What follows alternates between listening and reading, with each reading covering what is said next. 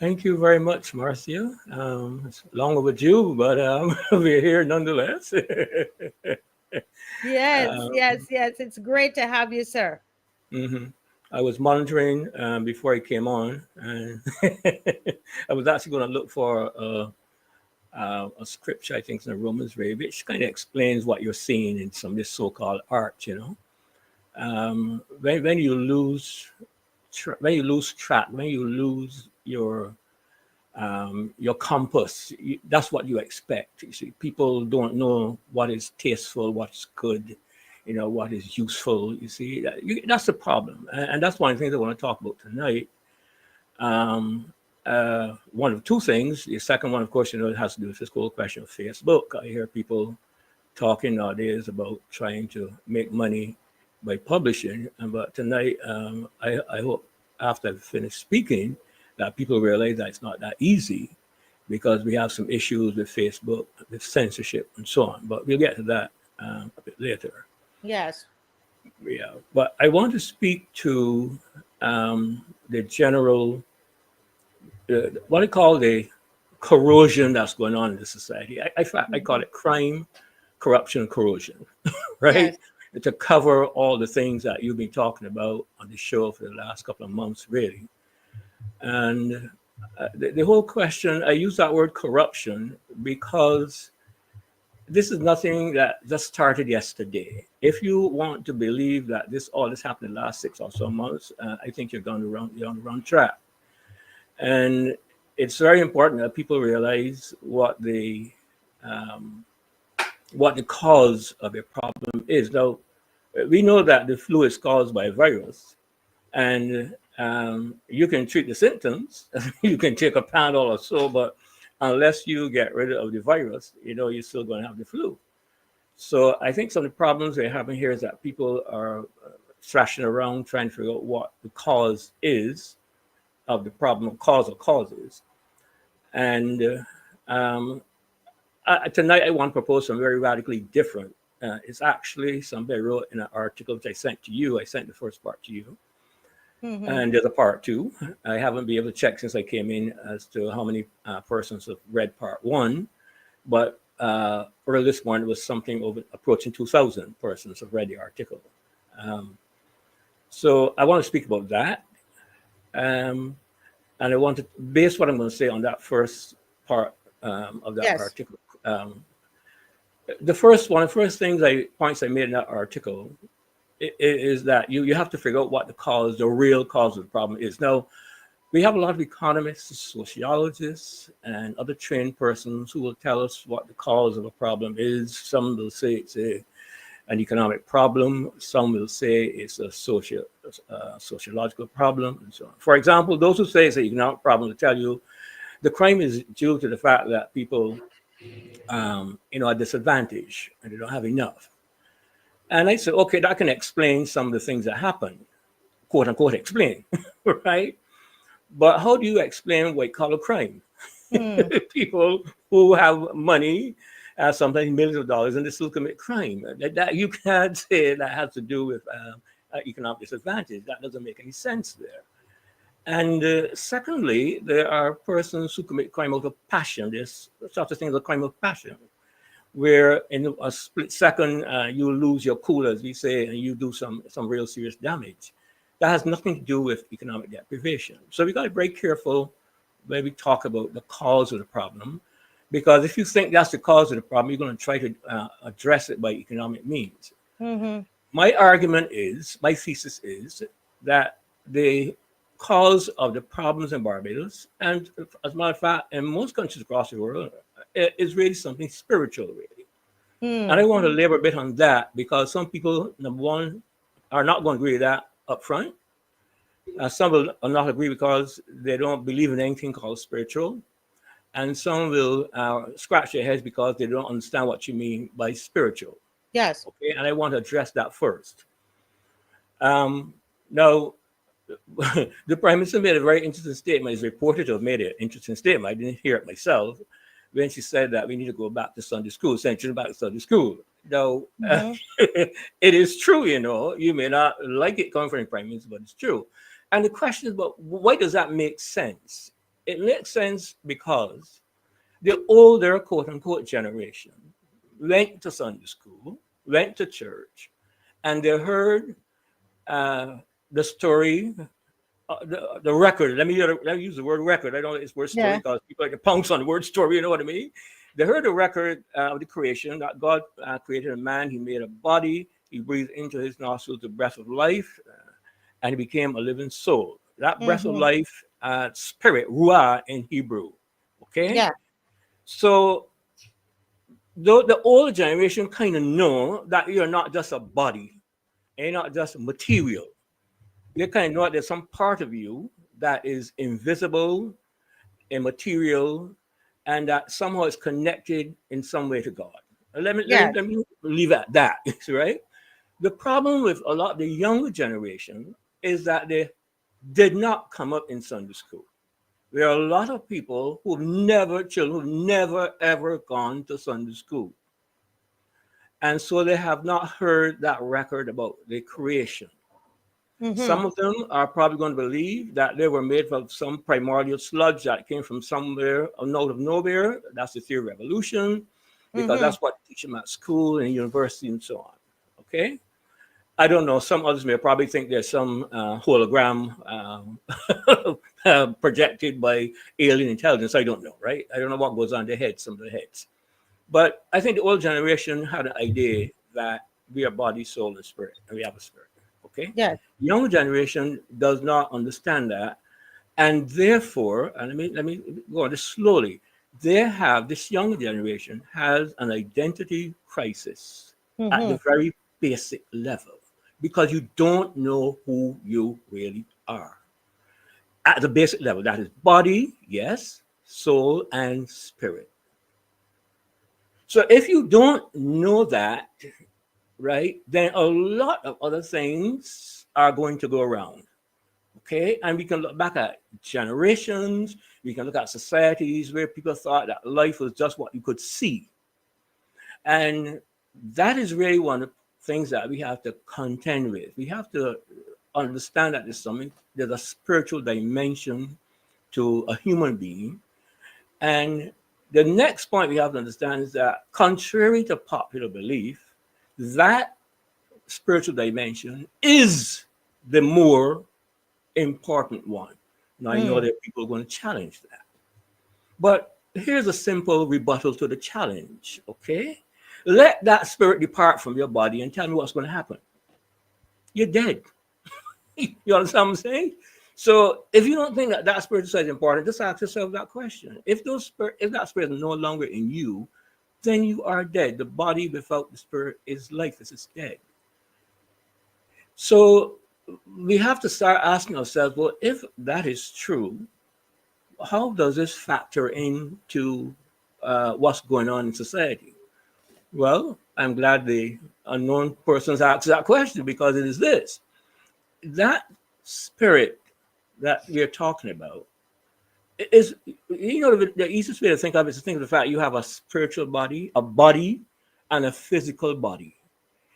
That spiritual body, like the physical body, has a heart. That heart is your mind. Now, I know I'm saying some heavy things here, but just bear with me for a minute, right? Mm-hmm. Uh, that heart, that heart is your mind. Well, in the scripture, it's called the heart because people in those days believed that your thoughts came from your physical heart. That's why they use the word in Greek, cardio, from which you get cardiogram and cardiology and so on. So they actually believe that your thoughts came out of your physical heart. But today we are a little more enlightened, I think, and we say that it's your psyche or it's your mind that your thoughts are coming from. Okay, we got that covered. All right. What else is there about your spiritual body, your spirit being? Well, we said it has a mind. And if you ask the question, what's the equivalent to the blood in your physical body, in your spirit? It is your thoughts. In other words, think of your mind as something that pumps thoughts through your physical body, because that's what it really is. Mm. And it gets a little deeper than that, because in that spirit, in that mind, dwell a number of things that we talk about here and people talk about. Things like your will, your emotions, your attitude, and your motives. All those things reside in the spiritual dimension of a human being. Not in your physical body, right? That's in your spirit. You see, if you don't believe that you have a spirit, well, then you can't accept that. It's quite obvious, Mm-hmm. really. Mm-hmm. So if that is true, if we accept that as a premise that our spirit contains those things, Yes, the heart then we or the have to. mind. Mm-hmm. That's right. Your mind, right, contains those things: your will, your emotions, your decision making capacity, and so on. Mm-hmm. Well, then we have to ask ourselves, what is the real cause of crime now? We have to get to that question. Yes. Oh wow, boy, we have Yeah, 12 I'm done with minutes. that. We have 12 minutes. So go ahead. Yes. Yeah, you see. Mm-hmm. Let's take a typical, you see, to get a degree in social science at university, you have to do some economics. So let me talk about economics, right? We talk about demand and supply, okay? And the economics textbooks and the economics teachers want to make you believe that it is something abstract in the air that you have to just try to appreciate and so on. In truth and in fact, demand is a decision, is the totality of the decisions that consumers make about buying something. So straight away, right, demand is about something you have in your mind straight away. In other words, I hope you're with me. I hope because you have to follow the logic of what we're saying, right? So when you draw these nice diagrams in the economics class, really, you're already talking about human behavior, human decision making.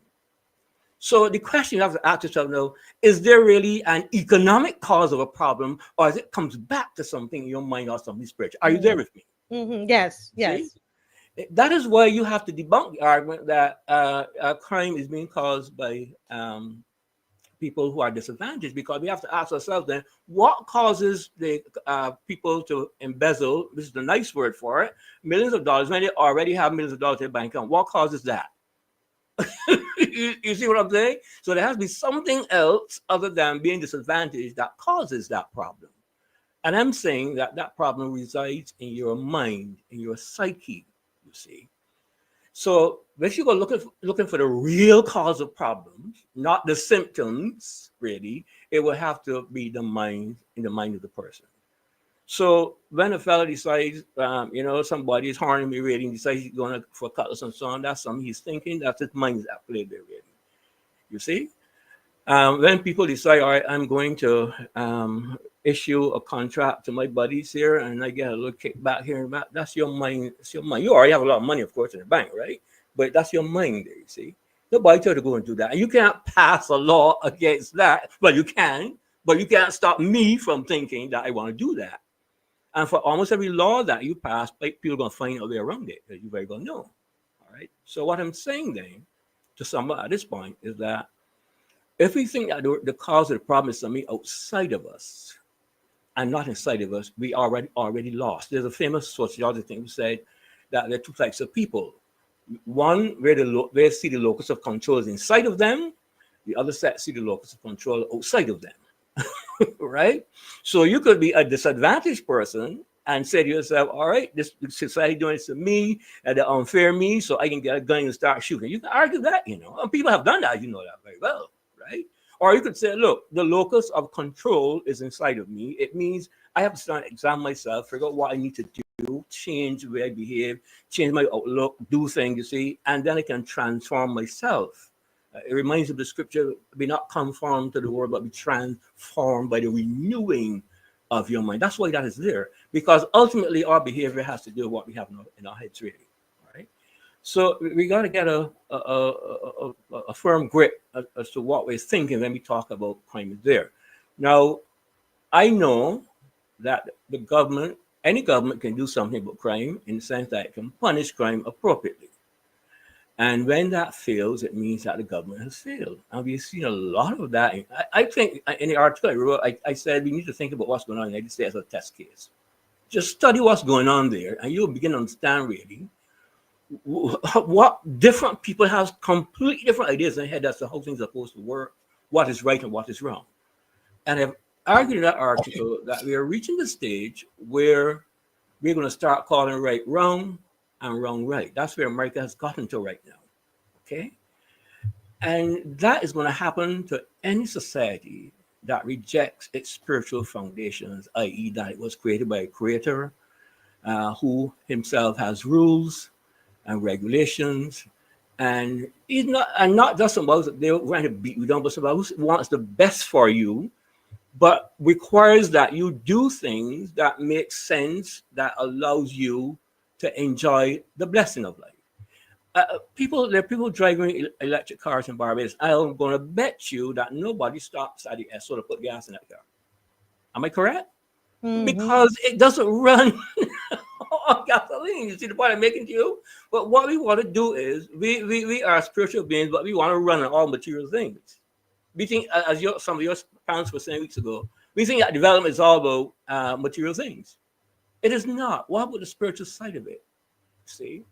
And so we have this problem then that there are a lot of people who don't know that there's that side of them, and there are some of those who know and should know better, and who are not doing better, and who are not behaving as though they're not just a body. You see, Yes.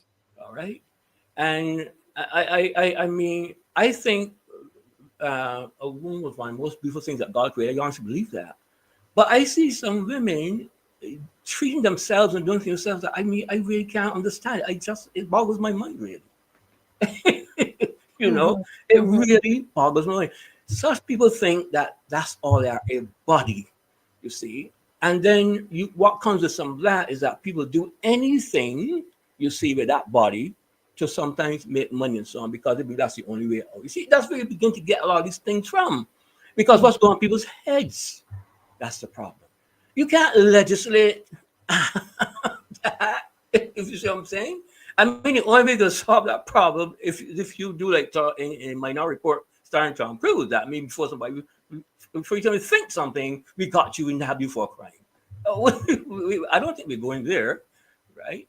So while it is true that there's much that the government can do in terms of enforcing the law and so on, you can't predict when a flag gonna lose his cool. You can't do that. Yesterday we Mm-hmm. were coming home around a roundabout, and we were in the roundabout, so we had a right here. And there's this guy on the left flying coming with a truck. I'm like, I mean, all we could do is just, I don't know if we had time to even pray because we didn't know the guy was going to stop at all. I don't know what the rush was about. But eventually he stopped. Well, what, I don't understand those things, you know. Yes. People, you know, they're losing the cool, they're letting emotions control them. And a lot of things are happening that really should not happen. That's because the discipline that we should have, because we're exposed to quote unquote Sunday school and church, which people don't have nowadays because they don't even know that they have a spirit. Some people don't even know that. Don't even. Yeah. You see? So I don't know. Very, very interesting. I must say, and because if we believe that all that's happening to us, it's outside of us, Mhm, as you put it. Then and we don't understand where a lot of because there are times when things are happening to us and it's outside of us, somebody hurting us, it's mhm, outside of us, but a lot of the when we are making choices, then right, when we're mhm. making choices, and those a lot of times it's stimulated, it's coming from the mind. So I mean, we have That's we correct. have we have 4 minutes. How do we you're gonna have to come back and talk about the Facebook stuff, but how do we correct this? how do Mhm, how do we begin to I work with young people, right? How do we mhm, begin to say to them, hold a minute, you don't have to let situations control you. mhm. You can control your reactions and your responses. How do they? It's easier said than done, people will say, basically. I was just going to tell you that. It's easier said than done. Because, you know, the strange thing about it is it takes very little to do the wrong thing because we live in an environment where all that's all we see. I mean, yes, there's some good, but most of the time we hear crime. Matt, think I raised that years ago. He wants to know why you were reporting all these bad things like that. You remember that one? He said that because that's all you hear, that's all you see, right? Mm-hmm. And if that is happening, it means it's going to be easier for people to do the wrong thing. So it is easier said than done. But I honestly believe there may be there are people, there are sociologists, there are people who have what programs and so on. But I honestly believe that the solution to this problem, I mean, the real solution to this problem, Mm-hmm. is to get people to come back to understand that there's somebody, oh, just like you put it, something bigger than you. There's somebody there Mm-hmm. bigger than you, you see. See, that's one Mm-hmm. problem. As soon as you let go of that bigger person, the only person that is there is you. You start worshiping yourself. So Mm-hmm. everything you do is okay. But if there's somebody up there that's bigger than you, then the question is, and not only bigger than you, but owns you, by the way. Let me pause on that because a lot of people don't want to accept that. If you go outside and look up at the sky, you're going to see the stars, and you ask, so who made those things? You see, let's come back to basics, right? And who made you? Are you made from some kind of primordial sludge? Back to that question again, or did Yeah. somebody create you? If somebody created you, the first thing that my common sense tells me, because there's some people feel that you can't reason about spiritual thinking, which is nonsense actually, right? Mm-hmm. If that is true, then the first thing I have to ask is, what does that person have anything to do with me? Does that person want anything from me at all? That's what I have asked Mm-hmm. myself. You Mm-hmm. see, and that's one of the reasons why society is going to raise, because people don't ask that question. They don't care about that question. For them, this is life to be lived, and we do it the best you can. As some young fellow said years ago, what he said, live fast, die young, and make a pretty corpse. You probably haven't heard that one before. No, I never Live heard fast, it. die young, and make a pretty corpse. Yes, yes, Actually said yes, that. yes. And that's what you're seeing doing, a lot of what you're seeing. Yeah. Because But there's nothing outside of people oh, that gives them direction, guidance as to. There's nothing that people have to say. I'm obligated to do this and do that. You see, that's the problem that we have. And you can pass as many laws as you want, but if people don't see or acknowledge somebody outside of themselves, they're going to take a chance they can to do things that are wrong. mhm, mhm. They're not going to be. They're not going to say, "All right, okay, I don't care what the law says. I'm not going to do that." You see, they're just going to Yes, do what they can do and get away with it. That's what the problem really is. So it's easier said than done. yes, yes, yes.